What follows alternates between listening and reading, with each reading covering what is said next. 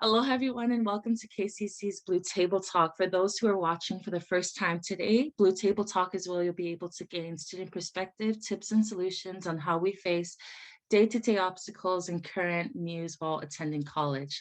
So for spring semester, we'll be streaming on our YouTube account, again, found in the link below. And we have two showings, 10 a.m. and 7 p.m. Our topic for today is Malama Da Aina, focusing on our environment, global warming, sustainability efforts, and how we can make a difference. So today you'll get to meet and hear from KCC student leader workers. We have the Native Hawaiian Plant Advisory Committee. Wave your hand. Okay, and then we have the Ecology Club. Thank you for joining us today. Student Congress and the Board of Student Activities here with us. So we'll have them introduce themselves, and we'll start off with the Native Hawaiian Plant Advisory Committee. Hello, good morning. My name is Emma Ho, and I'm a natural science major in my second year at KCC. I plan to transfer and get a four-year degree in tropical conservation. I'm the secretary and student representative for the Native Hawaiian Plants Advisory Committee, or NHPAC for short. NHPAC focuses more on the behind the scenes and the policy when it comes to native plants on campus. So recently, one of our recent achievements would be getting the Tree Campus designation from Arbor Day Foundation. And this designation helps ensure the care for the trees on the campus. And we actually pledge to plant only native plants and trees in all the future outplantings. Okay, so upcoming events for the month of April, the Malama Nunu is doing a Kilo live session. Last time they did bridging the gap between science and culture through plants. And Kikaho'oleahi Center is also participating in a food drive for students on April 9th, and they're looking for student volunteers. And I also work at the greenhouse on campus, so if you're able to stop by, say hello if you have a chance. Thank you. Thank you. Welcome, Emma. And wow, I'll stop by because I haven't been to a greenhouse before. Okay, do not judge me on that. Next, we have the Ecology Club, and we'll turn the time over to them to introduce themselves. So hi, my name is James. I major in natural science just like Emma, but eventually I want to transfer to zoology and specialize in herpetology, which is the study of reptiles and amphibians. Ecology Club, it's been around for a very, very long time. We founded in the spring 2010, and we are an organization that do restoration work around the Hawaiian Islands. Although this is the case, our activity can be also very flexible. It's always depend on what our members want to do at that moment. And I also working on undergrad research project called the Manoku Project. It's a Science 295 class. So if you're interested, check out our club and also check out our Science 295 project. Hi, I'm Sophia. I'm currently the president of Ecology Club. I am majoring in liberal arts with a concentration in English to become an environmental writer, so I'll be transferring to UH to receive a bachelor's in English. Our next event will be a beach cleanup occurring on March 20th at Waimanalo Beach Park from 2 to 4 p.m. Thank you for having us. Thank you, James and Sophia. It's so nice to meet you. And wow, I love the Ecology Club just from hearing about it. But we'll go ahead and turn the time over to Student Congress. Aloha and good morning. My name is Alex. I'm your Student Congress President. Just a couple of updates. We do have two brand new members. One of our new members is Tim. He will be handling our social media account. And we also have Vea. She is now our secretary and will be handling all correspondence and transcribing. Hi, my name is Jenny. I'm the treasurer for Student Congress. Currently, I'm pursuing my natural science degree at KCC. I plan to transfer to UH Manoa and hopefully go on the engineering route. We'll see how that goes. Student Congress updating activities include a discussion with Planned Parenthood on sexual health and women's health, and we're celebrating the 75th anniversary of KCC. Hi, my name is Tim. I am with Student Congress. I have the position of public relations. I'm also majoring in data science, computer science. If you want to get in contact with us, definitely feel free to email us at capccsc, that's KAPCCSC @hawaii.edu, or visit us on Instagram at KAPCCSC. It's capccsc. Nice to meet you guys. Thank you so much, Student Congress, and congratulations on your 2 new members. And thank you, Tim, for joining us along with the Native Hawaiian Plant Advisory Committee and the Ecology Club. So I guess it's Bosa's turn. So hi, my name is Cece, and I'm the chairperson for the Boys Student Activities. If you want to contact us, you can hit us on our social media pages. They're all at KCC Bosa. We do have an Instagram, Facebook, and Twitter account. And if you want to email us personally, it's kccbosa@hawaii.edu. And nice to meet you guys. Hi everyone, my name is Linda and I am the Secretary of Bosa. Some of our upcoming events for the month of March and April include the pub quiz on the 22nd. It will be from 5 p.m. to 7 p.m. and we have several cash prizes to give away to people. So please come along and join us for Kahoot and trivia. We also have a Supplies for Positive Vibes event happening on the 25th and 27th of this month. That's a Thursday and Saturday. So if you have filled out an RSVP form, make sure to come by then to make your package. As for the month of April, we have a field day social on the 9th that will be involving ultimate frisbee and dodgeball. So make sure you come with water, sunscreen, and get ready to play some games. As for the month of April, we also have a Blue Table Talk stream happening on the 12th. And the topic for this month will be exam stress and how to effectively handle the end of the year and exams. Okay, thank you everyone. And now that you've met our KCC student leader workers, clubs, and organizations on campus, let's go ahead and get started. So friendly reminder that for those who are watching, if you have any questions during the live stream and you want to ask us, the chat box is open, so hit us up. So now let's get started. The first question that we have for you all is, while we're facing and trying to overcome the coronavirus pandemic, do you feel like other important issues have lost spotlight, more precisely climate change? What are your thoughts on global warming? And let's start with Emma, if you don't mind. It's a discussion, so just share if you want to share. So Emma, any thoughts? Yeah, I do feel like we have it a bit better than a lot of the other places in the world. There are recently lots of natural disasters in the continental US, most recently the one in Texas, and even like last year, California's fires. I do get worried because I have family in both of those states, and my heart goes out to all of those families that are affected by those disasters. I think as far as Hawaii, we do have some issues to worry about when we think about climate change, like coastal erosion. I think that's a really important issue because we have so many developed areas close to shore, and I think that our economy could be even more severely impacted because of coastal erosion. I think there's a lot of residential areas and commercial areas along the shore. And also, when it comes to rising temperatures, in my biology class, we briefly covered that mosquito populations have been reaching higher elevations on mountains. So that affects the endemic bird population, which we already have so few of. So I think global warming and climate change, it really affects our natural environment because we have so many unique things that live here and that we do have to protect them. Wow, you're so right, and I'm not gonna lie. So I was kind of in the beginning, people were asking about global warming and climate change. I think it was my freshman year of college. I still didn't even know what that was because I would say the word for that would be, I was just neglecting the environment and what's important. And I'm honest, I'm very, very honest. So I'm glad you brought up coastal erosion because actually we've witnessed that here on the North Shore a lot. A lot of our roads, because of the sea level and everything else, beneath it, you'd be surprised. There's nothing on the road. Like there's nothing underneath. I think it's Ka'ava and Hau'ula. That's why part of the North Shore side. So it's like really, really hard for us because once that road gives up, we have to go the other way. And that alternate way is 2 All the hours way longer. around. Yeah, I was like, I'm not going to go around the island just to get to KCC. If I have to, I'm going to drop out now. I'm just kidding. So that is a big issue happening, especially here on the island. That's what we face. And thanks, Emma, for sharing. So Thank you.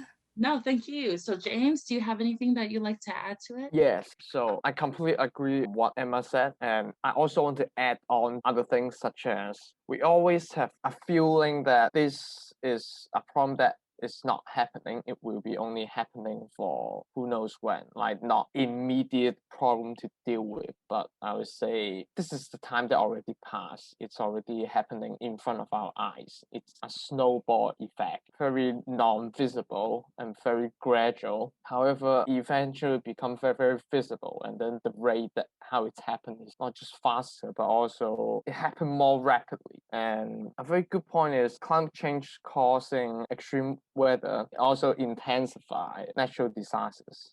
So look at what happened in Texas and also what happened in Australia. We also have a very huge forest fires in Amazon. The place that we call the lung of Earth is still technically burning at there. So you can see that it's already happening. It's not something that will happen soon. People also don't really recognize climate change happen as animals losing their habitat or losing their food. It's more likely for them to trample across human territory. That makes zoonotic disease easier to transfer to us because it increases the time that we have contact with them. And so I would say expect more pandemic like COVID-19 as well, since we'll be in contact with more and more different bacteria or viruses that usually we don't encounter. Thanks, James. I get what you mean, and it's true what you're saying. Jenny, would you like to enlighten us with any more information or your thoughts? Oh my God. Okay, so I think we kind of lose focus on waste, specifically plastics. So I don't know if you guys noticed, because this is kind of directly related to the pandemic also, but there's just random masks on the floor and stuff and gloves, and it's so nasty. I was on the hike a couple weeks ago, and it was just a mask hanging on a tree within like a mile of a hike. Why would someone leave that there? And it's just not the individual person that's causing these masks, because I know it's the industry setting us up to do that with the disposable masks, but it's just in general that companies make these products that just damage the earth for the convenience of the person. If you get takeout, do you realize how much plastic and junk comes with it and how much that ends up in the landfill? I mean, I understand there's like a valid argument to that you throw it away, someone got to reuse it, but also at the same time, it's harming our ecosystem. All this junk piling up. I understand you because I actually witnessed the same thing happen at KCC when I was coming back from a Bosa meeting, seeing someone open their car door and throw out their disposable mask. And I was like, ew, my face was just so disgusted because I don't even know if you're sick, but pick it up. So I think a lot of times we tend to blame the industries that create these things, such as plastic, everything that you need. But I honestly do blame the person. It's based on how educated you are, your common sense, if it's there to just throw it away in a trash can nicely instead of polluting the area. But I'm glad you brought that to light. I sometimes wonder what goes through someone's head when they do that. What's interesting, specifically talking about waste, also relevant to climate change, is that all of the waste that we throw away, it of course goes to landfills, and I mean a lot of it gets burned off, and it affects climate change even more. And I think one of the big problems is that we're, I don't want to say inherently negligent, but it's hard to understand a problem if we've never seen it before. And we kind of, as a human race, got ourselves into this situation, I feel. And each generation is getting smarter and smarter, and so we're able to foresee the future. But I think it's definitely a huge problem where we're not really thinking about all of our actions before we actually do these things. I mean, I don't even know where all trash really goes. Sorry, just to add on, I want to talk about that trash thing. No, you're totally fine, Tim. Thanks for sharing. Linda, is there anything that you'd like to share with us? Yeah, adding on to Tim's point, I think maybe the older generation have the mindset of whatever I do won't make a difference. So they aren't trying actively versus the younger generation trying to change their ways in lives to lessen the pollution levels. But going back to the question, I think recently, especially because of COVID, environmental issues haven't lost the spotlight, I'd say, mainly because more people are on social media and people are sharing events more and wildfires in California and then the polar ice cap breaking. And I do think there are good environmental effects that came out of COVID. Like I remember reading an article about how Wuhan and Paris, both of the cities, saw a lot lower levels of air pollution because people were saying temperatures recently have been quite low as well. So that's kind of a good thing to come out of COVID. And I guess in terms of the bad, we would make the argument that everything is quite temporary. And as soon as lockdown or COVID finishes, people will start going back to their daily lives and it's not going to change the environment in a positive way. Totally true. I'm not a TikTok fanatic, but I went on there recently just to look at what my little sisters were posting. And I happened to come across an environmentalist page, and they were sharing about the polar ice caps melting, the wildfires that are happening, the pollution in the sea, and all this and that. And I got scared. I literally got scared because I was like, oh my gosh, where's the world coming to? I am not going to die yet because of this. And because Tim mentioned it's a lot of negligence that are happening, that was the right word I should use. I was basically neglecting reality in the sense that global warming is true. It's real, it's happening. And if we don't do anything now to stop it, who knows what we leave for the next generation? More chaos, more problems. That's what my favorite quote to say is, if you can prevent it, prevent it. You know what I mean? Don't just wait for it to happen and then try to come up with a solution. Thanks, Linda, for that wonderful insight and reminder. Social medias are a good cause as well. They do help you in seeing other things that people try to turn a blind eye to. So, Alex, do you have anything you'd like to share with us? I thought everyone brought up really, really valid points. I think one thing that I would just want to echo revolves around what you described as negligence and education, because I think that for those of us who love our home and love this place, we malama this place. We do in every way, shape, and form. What I think is that sometimes we are not aware. And so it is our responsibility to become educated and then also to educate the visitors who come to our home. And I think that's a really important piece of that conversation because, as a lot of folks said earlier on this call, it's out of sight, out of mind. So you think that water is an endless resource. We know here in Hawaii that it's not an endless resource. We know that our endemic birds, there are very few of them left on our island.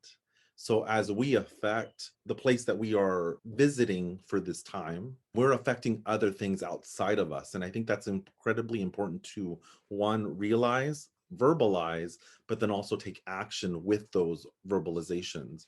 So I think that's one of the biggest things that it's been a double-edged sword in the pandemic, where some of us have become more aware and people are coming to our home and visiting our home. And it's a little bit of a, we have to educate them. But going back, I think it goes down to the industry. We have to get the industry to recognize what it is we're asking of them or telling them that we need of them, not only to protect our home, but then also protect our resources. Another point I think is really important to just also be mindful of is the landfills, and is a really big topic on the west side. And I think that that's also important to dissect and really just also understand the conversation behind landfills and why things have been done that way in the past and why we're trying to move in a different direction currently.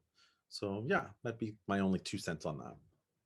That's really great that you brought that up, because as a hospitality and tourism major student, I'm still trying to figure out what I can do to help the industry and also help the island as well, more focusing on sustainability. So bringing that up, I feel like a lot of times we as locals don't set a good example for tourists and visitors of the island to live by, because we can tell someone, hey, don't litter, don't do this, don't do that. But if they see someone who lives here doing the same exact thing, you see the hypocrisy there and the kind of thing. So the Hawaii Tourism Authority, I know they do so many videos for the different Hawaiian islands, educating the locals and also the tourists who are coming to visit, like, hey, this is how the island is when you came, please leave it or try to leave it better than when you first saw it, when you first came. And I think that's a big thing, is educating not only tourists, but us as locals and everybody around the world, because we want to make this world a living place for everybody for the next generations to come. But thank you so much, Alex. Oh, look, it's Sophia's turn. So Sophia, enlighten us with your Ecology Club. Hi, so regarding the spotlight that not only plastic pollution and climate change has lost the spotlight of media outlets and society, but human rights violations as well. And unfortunately, I believe the previous presidential administration negatively impacted our environment and efforts to decrease the harmful climate impacts. And I also feel the causes would be due to major political acting countries that are also large, such as China, the European Union, the United States, and other Asian countries, who allow their industries and government officials the freedom to extract and manufacture large amounts of fossil fuels and process goods that require a lot of fossil fuels. And it makes me very upset because industries and government officials, in my eyes, I feel they find money more valuable than our environment, which is also our human population. We are also important, but they feel money is more important. Therefore, I feel the rate that we're going at is downward more than upward. But with the new presidential administration, I hope that the rate can go upward. Thanks, Sophia. I hope so too.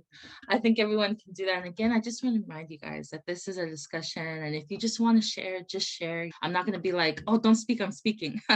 But I understand where Sophia's coming from and I get it. But I think one of the main important things to think about is what we can do. That's why we're having this Blue Table Talk for this month, is educating the KCC student body on what we can do now to prevent what may happen in the future, things that global warming and climate change can cause. So thank you again for that. And we'll turn the time over to Tim. I guess the question is, do I feel like the spotlight has been taken by COVID away from sustainability, correct?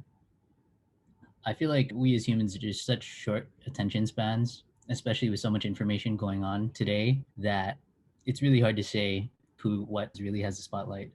I think now more than ever, sustainability is definitely on the minds of the right people, the right organizations. They're definitely thinking about it and they're seeing it. I was actually really surprised that last semester we learned about global warming through my English class. I guess 10, 15 years ago, you never really heard any of it. But practically everybody that I talked to, I'm sure they understand, they know about it. And I think that's what really will take, is just those small pieces of information consistently that will get us to the right place. But in terms of the spotlight being taken away from sustainability, I think the spotlight's taken away from everything. The internet just throws everything at us. It's really hard to say this exact opinion on that. Sorry. No, thanks, Tim, and thank you, everyone. I do feel it's kind of like what Tim mentioned. We do have short attention spans, and sometimes something bigger comes, and we tend to focus more on that. The pandemic, I would have to say not really, because I've actually seen a lot of articles, I've seen a lot of posts on social media talking about global warming, climate change, and during this COVID-19 pandemic. So it's kind of like we're focusing on our COVID-19 pandemic, but I think this is when people are realizing climate change and global warming. They're starting to say, oh my gosh, this is what's really happened. Look at this, look at that. What can we do now? Which kind of brings us to our next question, focusing more on our beautiful island we love to call home, Oahu. So what are your thoughts on Oahu's environment compared to around the world? Do you think that we've witnessed or experienced global warming here on the island? And if so, do you mind sharing? And we'll start off with our lovely President for Student Congress. So my belief is yes. I believe that if we look at the king tides, first and foremost, those of us who live here and you've lived here, you're born here, like you literally understand the different stories and the different climates that are in different parts of the island. I live in Manoa, and so in my particular area, rain is very common. So I can say that in the areas that I go to, king tides have definitely affected our way of life. It's affected the industry that is very prominent here. And it's also looking like it's going to affect other areas as far as development, like Kaka'ako. When I focus more on just Manoa in particular, I can say that within the last year, it's very common for it to rain during the rainy season, but the rain that's been coming down literally has been a little bit different than all of the other years. So in my belief, yes, I see climate change just very subtly, but I think that's how it is. I think it's a subtle change, a subtle shift, and then it becomes bigger. I definitely will say that as someone who's had their car flooded this year, that's also been another byproduct of climate change, because even in the area that it did flood in is a known area, it's just not to this capacity. So, and then even considering the place next to OCCC, which is our state prison, in case people don't know, it's very interesting to even have those type of conditions happen close to a location like that, which is supposed to be there to protect also the general public. But at the same time, we also have to protect the prisoners as well. So I think all of these little elements are they're little pieces of the puzzle that are literally starting to fit together. And I think it's time for us to really take notice and really just make proactive steps, not only in our community, but then within our circle of people and the industry. So true, so true. Thank you, Alex, for sharing. Tim, would you like to also add on? I think Hawaii is pretty amazing compared to other places in the world. Well, for me personally, I feel it mostly in the temperature. The winters are colder, the summers are hotter. But compared to places like the East Coast, where they had a crazy, was it like snowstorm? Various places in the world where I guess the environment and temperatures, just weather, can be so cataclysmic. Here in Hawaii, we're feeling it, but not nearly as much as everywhere else. And I'm definitely appreciative of that. Thanks, Tim. Sophia? I believe with our environment and our islands, it's different. And I do notice that we are having climate change effects. As Alex mentioned, we are having king tides, so our sea levels are rising, as well as temperatures. I do remember how hot it was in 2018 during the summer. A lot of people were complaining when I worked over the summer. They were complaining about how humid it was and how long the long period of time of humidity lasted for. But I also feel that climate change effects are different for different parts of the world because of where their position is located on Earth. But for Oahu, there are obvious climate change signs. Yeah, I agree. I don't think I witnessed 2018. Maybe I wasn't here, but I did witness 2015 because after I graduated, I went to New Zealand and my mom kept texting me. She's like, "Oh my gosh, Leah, you must be enjoying the cold weather there because our summer is their winter." And I was like, "Yeah, it's really cold, but I'm walking around like I'm in my shorts and my shirt and everyone's looking at me like I'm an idiot." But she's like, "No, the reason you should be enjoying it is because it's so freaking hot here. Me and your sisters want to go swim, but it's too hot. We're afraid to burn. Our AC is not even making us cooler." And that happened 2015 during the summer. So I thought she was being dramatic. I was like, "Okay, mom, yeah, I've heard that before." But then my friends are like, "Oh, you're so lucky because we're burning over here." So I think for me, it's when you start to notice the little things become bigger issues like the rain, the king tides, coastal erosion. It starts to make you wonder, has this been happening or have I just been neglecting it? But I think, like you said, those little things, because now you have to really, or at least for me, do I need two Aloha shirts, one to sweat through and then one to actually wear the whole time? Because it's starting to get really tricky now. This humidity this year has been a little much. Okay, because yesterday, my window in my room, every time it rains, I feel it. I always have to wake up in the middle of the night because I feel the rain pouring. It feels like someone's pouring a bucket of water on me. But then as I close my window, it stops raining and then it gets hot. And I'm like, okay, you know what? I'm just going to take the rain and I'm going to leave it up. And this weather is so unpredictable nowadays. And it just makes me so mad because I'm like, okay, you said you're gonna rain, you're not gonna rain. Guy Hoggy, what is it gonna be? All that kind of thing. But yeah, that's what I have to say. No offense to Guy Hoggy, I love him. But we'll turn the time over to Linda. Share with us, enlighten us. I think for me, in terms of Oahu or Hawaii's climate in general, it's a lot less obvious when we talk about global warming or climate change. When I was in London last year, I remember there being virtually no snow at all. But as soon as the pandemic hit this year, they've had a lot of snow and it's winter wonderland there.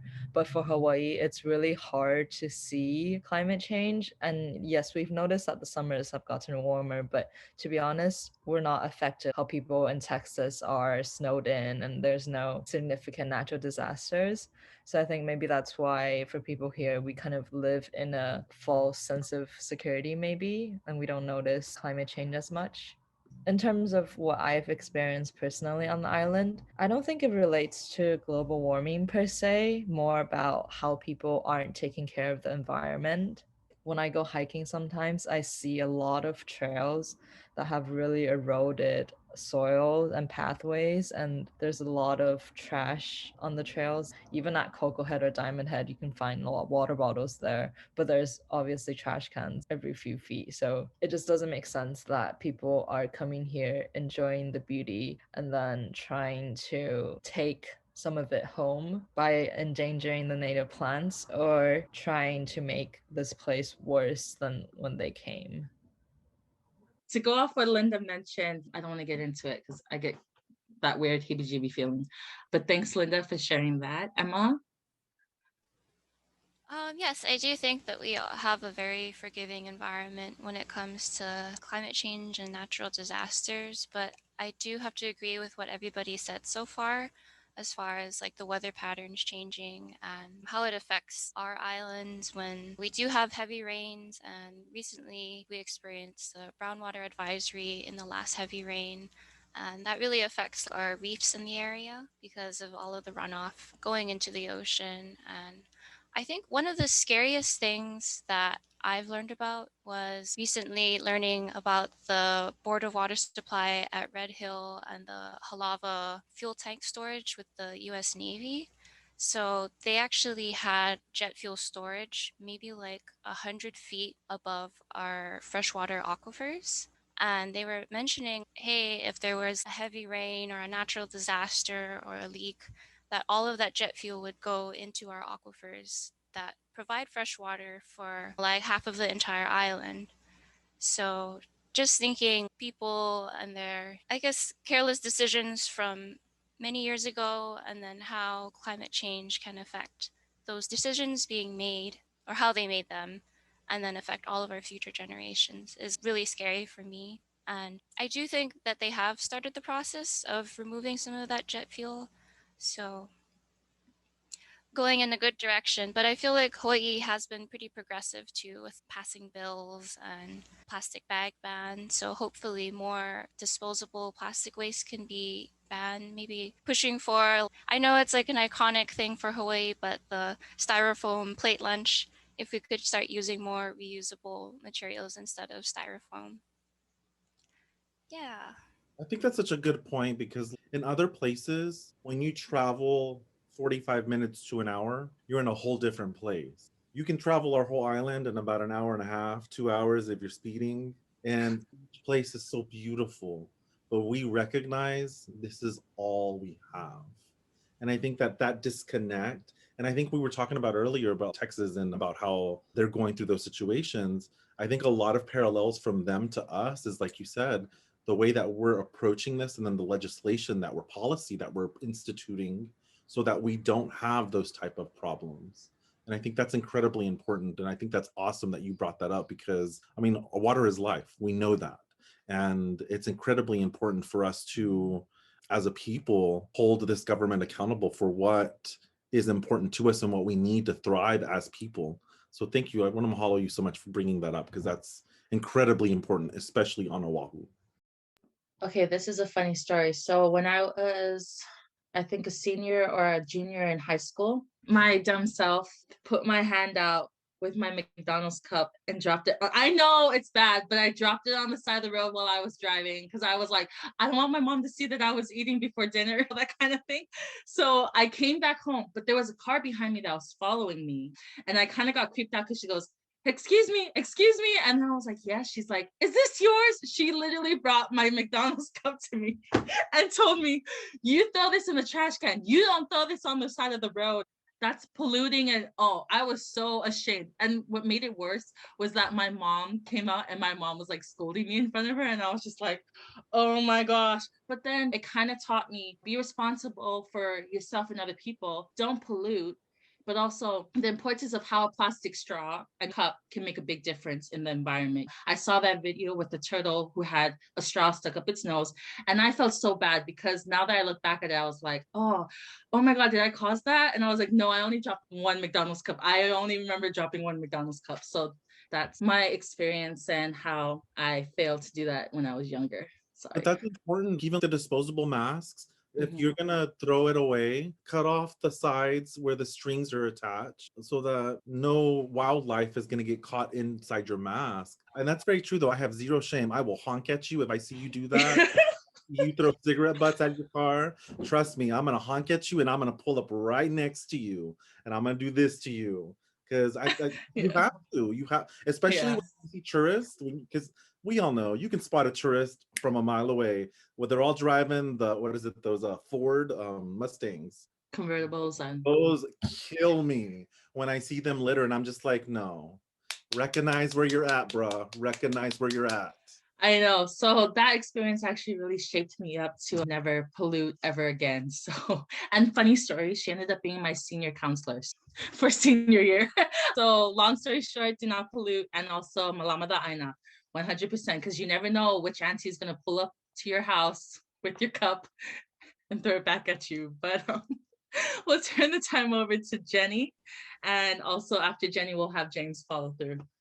I like your attitude. It's very like, okay, I learned from it, but it was a good thing. And then a lot of people have that. And what you guys were saying really resonated with me was that the value of where we live, and we can compare it to places that are really polluted when it's really bad in California, all that smog and stuff. Oh, maybe it's not that bad, but it's great that you guys recognize, hey, even though it's not that bad compared to other cities, that's such an extreme example. There's such an extreme spectrum. We don't want to ever get there. So it just starts at, like you're saying, the individual, what a person can individually do, but also as well as the industry here and other industries that affect us, like tourism is one thing.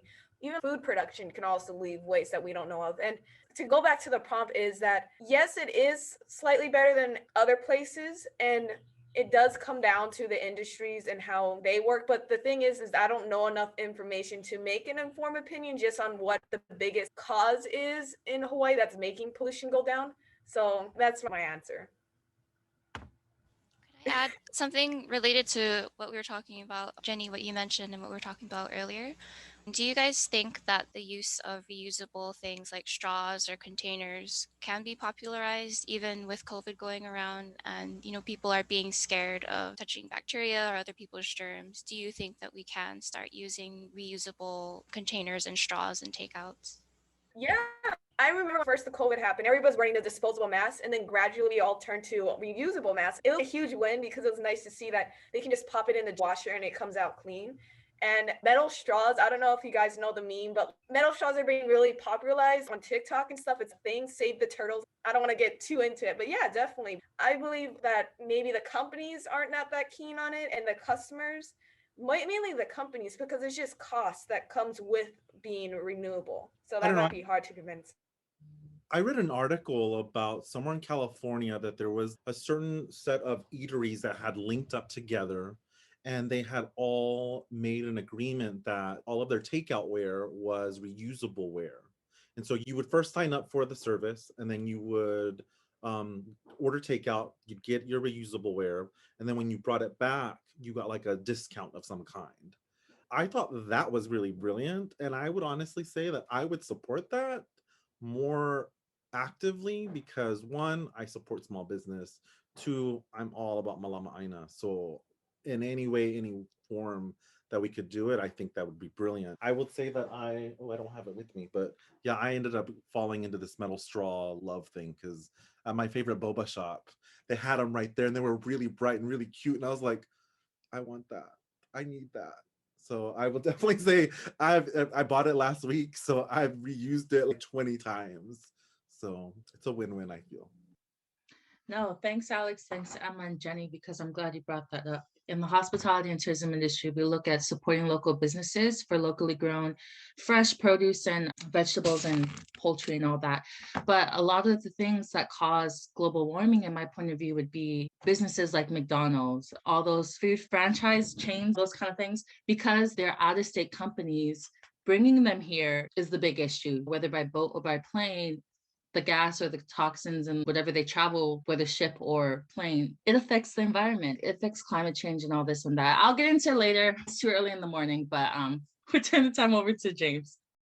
Let's say someone else. Okay, maybe to a tourist, the Hawaii Islands may be just another vacation heaven. But to me, Hawaiian Islands, in an ecological standpoint, is more like a Galapagos Island number 2 because how isolated this group of islands is, and then we do have some very, very tall peak for each island. So what happened is this create a very good event for life to evolve in this island, and you can only find those species in this island. So that is very, very amazing. For example, we see that not much of species able to make it to this island. Most of them make it to here is either possess the ability to fly or they float here. So not much of gene flow is going on. So we see something called radio adaptation.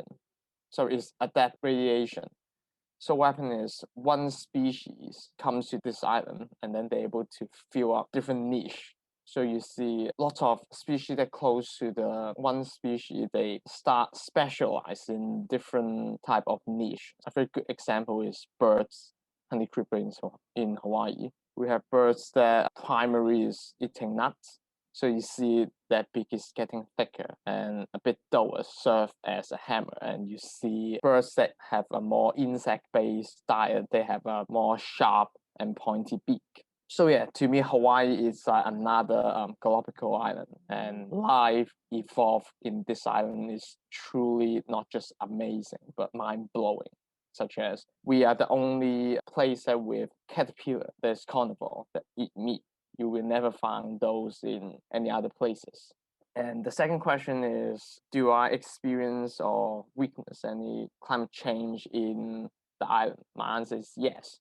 I moved from Hong Kong to this island for high school at 2020. Winter is very, very gentle. I would say it's like non-existent.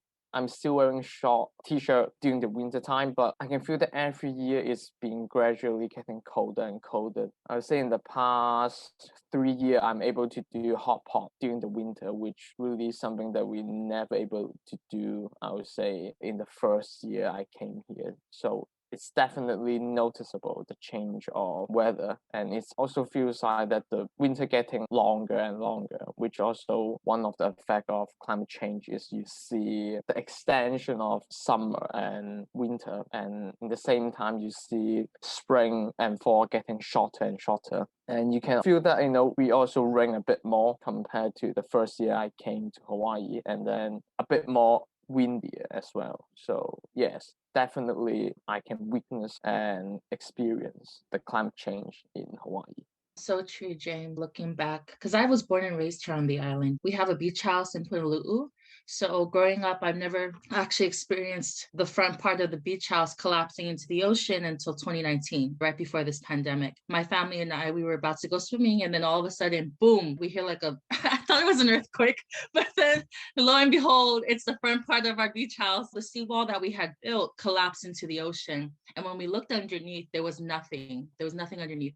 And it was because of rising sea levels. It was just terrible. And then I started blaming my grandpa. Okay, that's his fault for not putting something underneath. And then lo and behold, when we were coming home, I was coming home from KCC, Ka'ava, right when you come about the roundabout, another sea erosion. And my friends and I were in the car, and 3-4 cars in front of us, the road collapsed. And we had to actually wait there overnight. I was not about to go around island just to get home. I'm not paying for gas. I want to go home. I'll just walk home, leave the car here overnight, come back and get it. So we ended up having to wait there for city and county to come and fix it. And looking underneath when we went to see, I said, oh my gosh, this is a big issue. Rising sea levels cause so much things like coastal flooding and erosion. And that's what I've witnessed here on the island. And that's a big issue. And I think it's just something that we should all prepare for instead of trying to solve it when it actually happens, because it's a big, big issue. So that's why if you come to North Shore and you see those big bags of rocks right by the ocean, that's trying to avoid coastal erosion. So you'll see it from Ka'ava all the way to Hau'ula. But moving on to our next question, because this is such a good discussion, and I'm sorry if I keep blabbing, but how would you encourage sustainability to our KCC student body, staff, and faculty? Just share your personal thoughts, suggestions, and solutions. And we'll start off with Emma.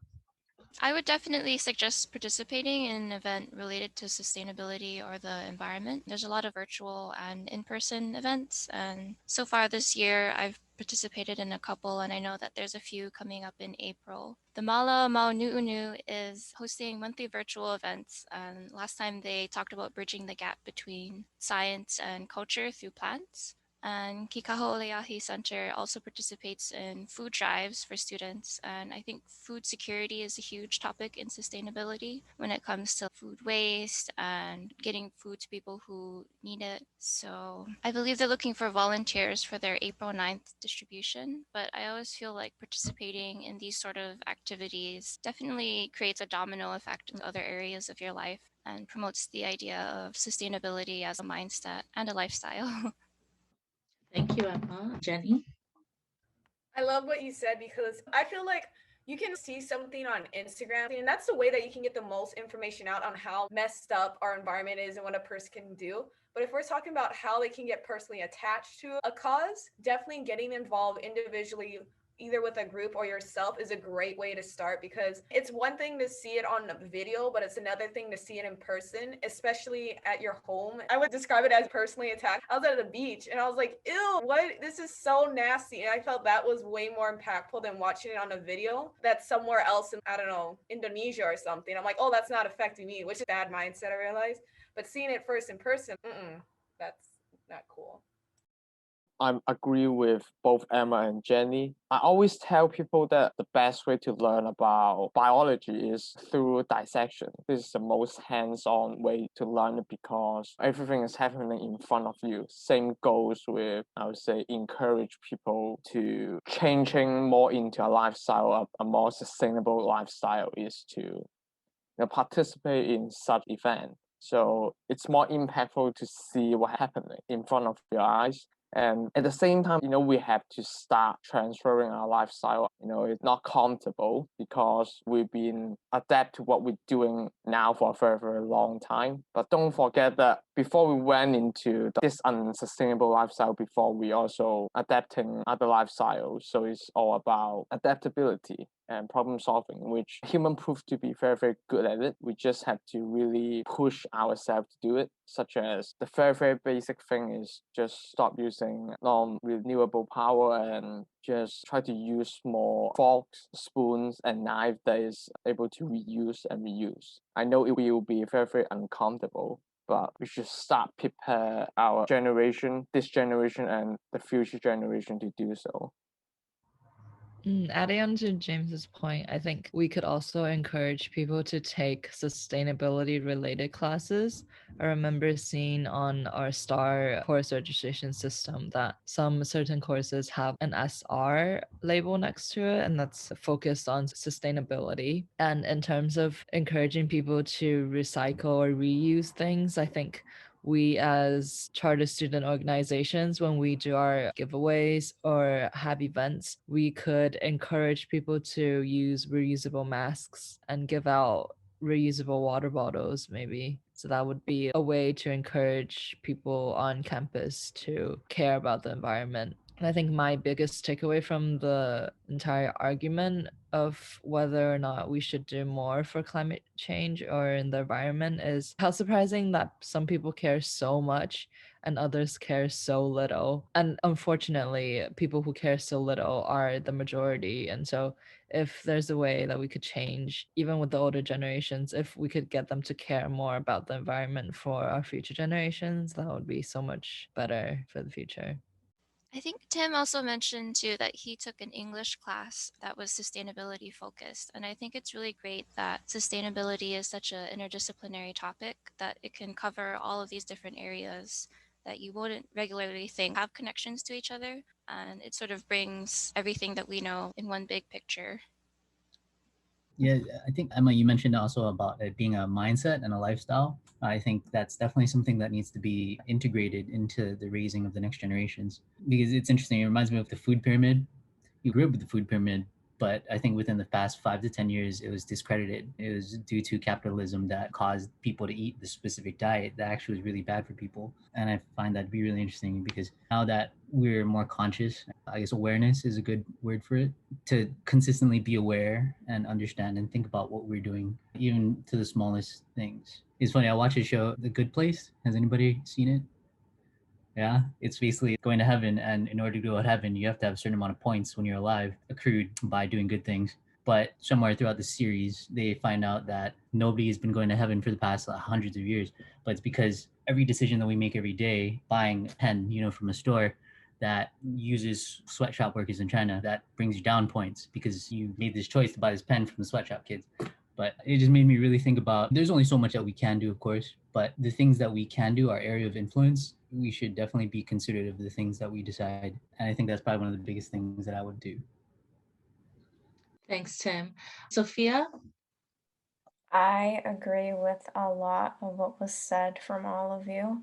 I do agree that educating and implementing our environmental sustainability efforts in education is important, not from just the college level, but starting from elementary and middle school as well.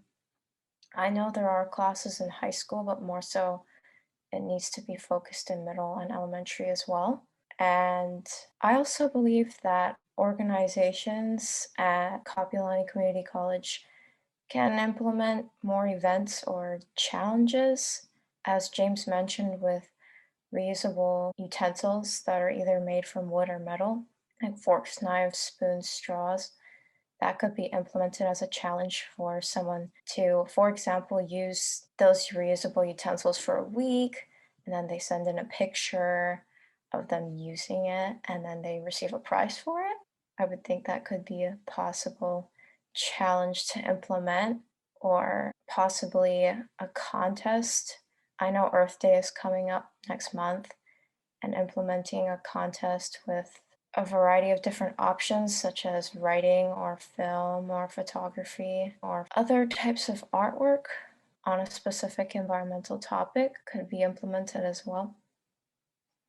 I think it's really important, everyone's saying little small steps. I always go back to my boba situation because I drink boba just about every day. So I think any way that you can touch someone's life. One of my newest favorite things are those reusable little, I think they were called bumblebee wrappers or something like that. Someone chime in and tell me what the name of it is. I think it's bee wax or something. That Yeah. thing that you reuse instead of plastic wrap, right? Yeah. So basically you can wrap up sandwiches, you can do chips. Even cut a lemon and then put it on top of it. Yeah. Well, it's better than that clear whack, whatever, saran wrap. But it's transformed my life because I love snacks. Because of my job, I have always I'm like a mom or a dad. I have like 20 billion snacks with me at all times. It's really crazy. But I mean, things like that are little steps that we can do in our own home, and behaviors are learned. That's one thing we do know. Behaviors are learned. So if we emulate these behaviors, eventually people are going to pick them up. And I found the beeswax through one of my other friends. I went to their house, I saw them, I loved the pattern, and I was like, what is this? I fell in love with it from there. And then now there's a new store I'm actually going to check out today that has the toothpaste, but it's a little tab you put in your mouth and then it foams up in your mouth. Oh, I know the Lush one that you're talking about. Yeah. So like it's little things like that that I think are really, really cool. You can make it fun and making it exciting. It's just you have to incorporate it into your life in a way that makes sense to you. And unless it makes sense to you, you're not going to have buy-in.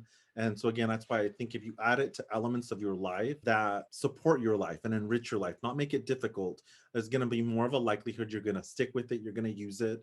And more times, 9 times out of 10, someone's going to be like, where did you get that? And then you can have that type of conversation. Because one of the big thing that I'm really big into now is all of my soaps. I'm trying to do the little tabs too, instead of using, I love me some Bath and Body Works, whatever the stress relief one. I can swear by that stuff, but it's better for our environment if we switch to different types of cleaning products. So I think little things like that just are, they're not big. It's not brain science. It's just, like I said, I went to boba, I saw it, it was shiny and it was cool. And I was like, I'm here just about every other day, if not every day. So I might as well invest in it now. So little small steps make a world of a difference. So that would be my suggestion. No, that's so true, Alex. And like everyone mentioned, you all mentioned great encouraging ways on how we can encourage KCC student body, staff, and faculty to think about sustainability during the day-to-day obstacles in life. For me, it'd be by showing of examples. Sophia did mention many organizations on campus can try to implement activities or events around sustainability, trying to help the environment. And that's so true. We do have an event in April, Malama Kapi'olani, where we'll be cleaning, because before we can clean it anywhere else, I feel like the first place you have to clean is your own home. So because all of us go to KCC, we'll be taking care of KCC campus. So Ecology Club, Emma, Native Hawaiian Plant Advisory Committee, if you all would like to join us in April, we'll message you and email you all in the first week of April, basically, and let you all know so that you can prepare and come out. We'll also invite other organizations. It's also open to students, faculty, and staff to come and participate. But for me, I think how I would encourage students, faculty, and staff would be setting an example. We can always educate them, but if we don't live by it and do what we teach, how can others? Because very hard to say, hey, do right, and then here am I doing wrong, if you get my flow. But thank you all for sharing. We'll move on. So now this is the fun part of Blue Table Talk, if it wasn't already fun. So we actually have questions that were asked by KCC students, and I actually assigned them to each of you. So for Emma and Sophia, your first question is, how is KCC reducing their carbon footprint, if you know, and why are there no recycling bins next to trash bins on campus?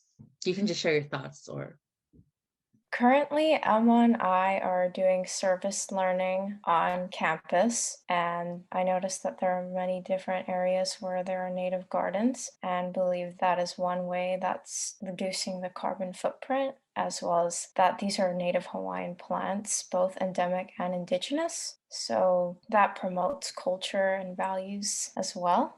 And I am aware that there are recycling bins by the library and cafeteria, but believe that they should be placed more so throughout campus, as well as those who are hired to take out trash and recyclables need to be properly trained to sort through both the trash and recycling bins to make sure that recyclables are not ending up in the landfills, as some people just throw it in the trash can because that's what's most available, and that trash is not ending up being recycled, which will eventually just end up in the landfill, but to make sure that is sorted through properly. Yeah, and I do think that because of COVID, there has been some issues and precautions when it comes to things like recycling. I know that before the campus shut down, what you were mentioning, Sophia, the service learning office was actually planning a trash audit event where they would take all of the trash from the Ohia cafeteria and then sort it to see how much waste we're creating in food waste, plastic waste, recyclables, all of that. But I guess because safety is at the forefront of UH priorities, that wasn't able to go through. One thing I do know is that the culinary program has a lot of creative ways to practice reducing their carbon footprint. They were doing vermicomposting. I'm not sure if they do it anymore, but vermicomposting is composting with worms. And I know that they do have a garden in which they grow some food plants and herbs. So that reduces the carbon footprint for transportation. Somebody that has to drop off the same things that they could be growing in this garden. And yeah, I hope that in the future we do represent our choice to landscape with the endemic and indigenous plants on campus. I'm actually working on a research project to get signage for the native plants and then have a QR code inventory on the signs. So people who are interested in the plants can just go up with their phone, take a picture of the QR code, and then they can have streamline of information of what's in the garden, how is it culturally important, and what was it used, and like medicinal. So practicing that kind of sustainability and also raising cultural awareness of why these plants were important to Native Hawaiians. And I feel like KCC STEM always has lots of opportunities to do internships or really get hands-on learning experiences when it comes to sustainability. Thank you, Emma, and thank you, Sophia. That's so true what both of you shared. And I was actually really surprised that they do that. I think it's also part of my negligence when they sort out the trash and recycling. I recycle all the time, firm believer, and also because of the money, but let's stay out of that for another time. But thank you again. So the second question. They're taking your 6 cents anyway, so you might as well get. Okay, good. Because I was like, I don't know how you guys feel, but I do drink a lot of bottled water for other reasons. But it's local. So, second question is for Linda, James, and Jenny. How do you feel about agriculture, and is it the worst mistake in human history? Again, these are student body questions.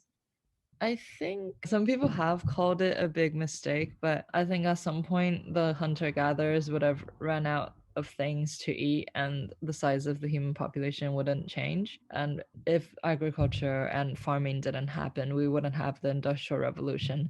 Then after, we wouldn't have the technology we have today. So it's definitely impossible to know what the other alternative is because we can't go back in time and say, hey, let's actually not farm at all and just continue as hunter-gatherers. So instead of trying to focus too much on why what we did was a mistake, I think it would be better in general to focus on ways that we can improve our situations right now, whether it be taking care of our environment more or trying our best to save water or electricity and changing whatever things we're doing wrongly now.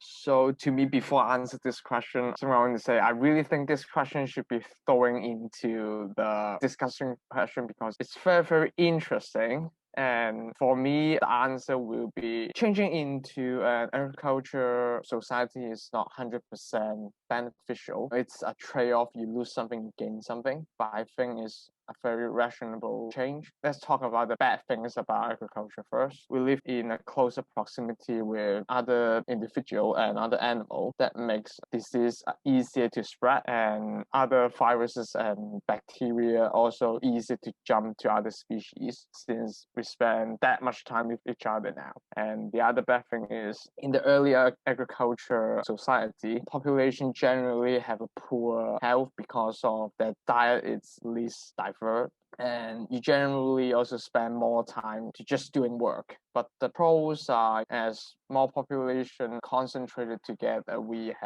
become a more bigger workforce to complete a bigger task that generally a clan won't able to do, such as the tall building that we're building now. It's not something a tribe can do. And the space station, same goes at that as well. And the last pro, I think, is the most important. As we gather around, our job also getting more specialized, and that serves as a base for the advancement of our art, science, and technology. So why it is a rational choice? Because foraging for food no longer is a viable and sustainable way for living for our growing population. So we need a way that is more efficiency to create food. So that's why farming is a rational choice. And I know that there's definitely problem of agriculture itself, such as we take a lot of space for that. And since our technology have already advanced, we also have to solve that, such as using hydroponic and aquaponic. I had the opportunity to visit the facility in Japan and Hawaii. I can tell you that they take up least space since most of the plants are able to stack up together. And since most of them is indoor, so we're able to control more environmental elements for them to grow bigger, for them to be more nutrition, and then we're able to harvest them faster because nutrient is directly going to crops instead of go through layers of dirt and then reaching the fruit. So yes, agriculture is 100% beneficial, but at the same time that it's very, very important of our life, and we can always make it better to suit us. Yeah. Thanks, James. I'm glad you brought that up because I don't know if you guys see the difference, but I do. When you come to the North Shore side, you see green grass, you see not so many big buildings that are like skyscrapers, and you just see a beautiful ocean. But basically, when you hit Honolulu, it's a whole different story. If you haven't been to North Shore and you see "Keep the Country Country" on some people's trucks, bumper stickers, or even on the side of the road, we do have a movement trying to avoid having skyscrapers be built here on our side of the island. That's where agriculture comes into play, because many of the things that we do here on our side, we grow our crops. We have farms that each family has. My grandpa has a farm, and I've seen a lot of pros that have come from him farming. We don't have to go out and buy rice. We have sweet potato, all those things that we don't have to waste money buying, but also it doesn't have GMOs. But it's also a good thing. I'm glad that you brought up the history, because I understand disease. A lot of things happen when agriculture first started, but because generations, as we grow and as we move forward, technology comes into play where we can avoid these diseases. But I think agriculture isn't the worst mistake in human history. I do understand that there are some cons to it, but I just love that you brought up pros and cons to it, because some of us, we just try to look at, oh no, it's a pro because we're growing fresh local produce. We're not shipping it from the mainland. There's no GMOs. And on the other hand, it's taking up all the space that could be used for something else. There are diseases that come with it, in the sense of birds and other insects that go through the different produce that are growing there. But I don't necessarily think it's the worst mistake in human history, but I do think that there are some things that we can work on in terms of agriculture. There's always something that you can benefit from it, but there's also a negative effect from it as well. You said you grow rice. You don't have to buy rice. Do you grow rice? Oh, no, but my grandpa's neighbors do, and they always give us. Rice? Really? Yeah, rice. It's kind of weird because my grandpa's like, how do you grow rice? And then they're just like this. I'll take a photo and send it to our CSO group chat. I've only seen it in Chinese movies where they're all... Can you grow rice in Lo'ikalo? I actually have no idea. Let me take a photo and email it to you guys, because I honestly don't know how they do it. I don't know if there's some other things that they have to do, but that family, they do it. It's in Punaluu Valley, so. That's awesome. Yeah, so if you have a chance to come by Punaluu Valley, it's the road right by Ching Store. and you'll see it because it's everywhere. So where Punaluu Valley is, there's a lot of farming happening there. We have many of the papayas that Whole Foods sell, it's from Punaluu Valley area because they actually have a company now there. It's not a company, it's family owned, born and raised company. Seeing houses that actually have yards, and it's also not cemented because in town it's just see one person with a yard, maybe like on the block. Okay, so Jenny? All right, so I actually remember that. Maybe this was a prompt, actually, my English class. And like you're saying, I can't really say it because we're benefiting from it, but at the same time, why did we turn to agriculture?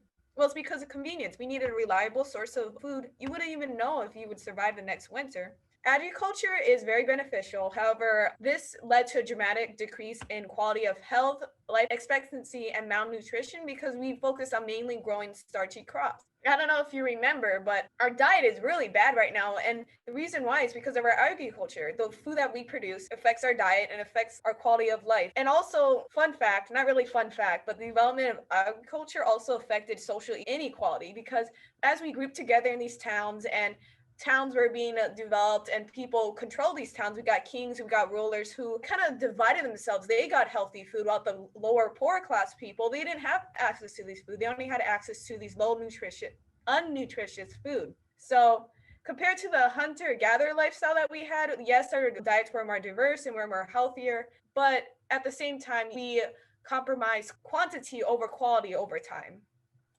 Thank you, James, Jenny, and Linda for sharing. And also Emma and Sophia. So next we have our third question. It's for Alex and Tim. How has the world changed since you were a child, and what lessons can we learn from nature? The world has changed tremendously. I feel like just in the short time that I've been alive, which is kind of long compared to some people, but still short. We live in the most interesting time in history, I believe. Things are changing quicker than ever with technology. And I think it's amazing. I think we as a human race, our intelligence is going up, quality of life around everybody's going up. I'd say now we have a better life, or the average person has a better life than kings 200 years, 150 years ago. In terms of what lessons we can learn from nature, I think we can learn everything. We should model everything that we do off of the principles of nature. We're already doing it with planes, we're doing it with all these other things, but just the cycle of sustainability. I think if we put the principle of that into our daily lives and what we do, then we'll continue living. I think what Tim said is very, very, very true. I come from a farming background, so this has always been a part of my conversation. I believe what has changed in our life is the internet. The internet has made information more widely available. That has been a double-edged sword because we still have people who are negligent, people who still do not accept or don't even want to believe the information that's out there, even if there is science behind it.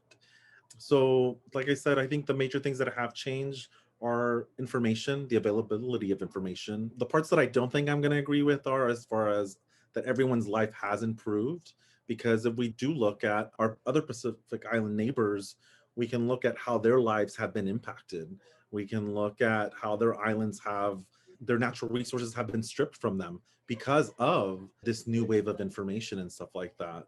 So yeah, I mean, that would just be my little bit of information with that. And I think it's a beautiful thing. And I definitely will say everyone on this call, we are living in an amazing time because we are having fruitful conversations. We are making really strong initiatives to help our peers out. And so that's, I think, the beauty of being in this moment and living in this pandemic, that we're really trying to make the best of it with this new wave of information.